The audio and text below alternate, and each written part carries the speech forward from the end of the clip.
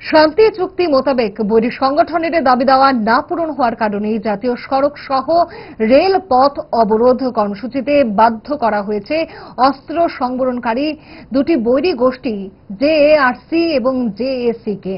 আজ আগরতলায় সংবাদ মাধ্যমের মুখোমুখি হয়ে এই কথাই জানান দেওয়ার চেষ্টা করে ওই দুই সংগঠন, কিন্তু তাদের এই আন্দোলন কর্মসূচির বিরোধিতা করে বিবৃতি জারি করেছে অপর আরেক গোষ্ঠী টিজিআরডিসি। এই মতবিরোধ নিয়ে সংবাদ মাধ্যমের তরফে জানতে চাওয়া হলে জেএআরসি এবং জেএসির তরফে কোনো মন্তব্য করতে রাজি হয়নি। নানা অছিলায় সুনির্দিষ্ট প্রশ্নের উত্তর এড়িয়ে যাওয়ার চেষ্টা করা হয়েছে। কি বলেছেন অবরোধ আহ্বায়ক গোষ্ঠীর নেতৃত্ব, দেখুন।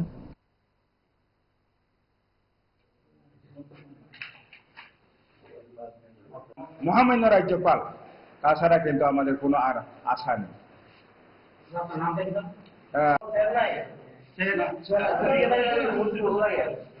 মিস্টার জীবন জয়রিয়া,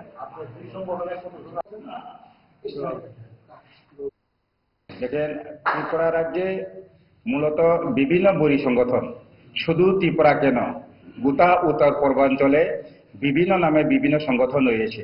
যেমন আপনারা সবাই জানেন, নাগাল্যান্ডে বৃহত্তর দুইটি তিনটি সংগঠন, যেখানে ইছাক মইবা, এনএসিএন আইএম, এনএসিএন কে, এমনভাবে বোডোল্যান্ডে এনডিএফবি, এমনভাবে কুকিতে কুকি লিবারেশন আর্মি, এমনভাবে আমাদের নকশালবাদী মাওবাদী এবং জৈশি মোহাম্মদ, লস্কর তৈবা, আইএসআইএস, বিভিন্ন উগ্রপন্থী সংগঠন রয়েছে।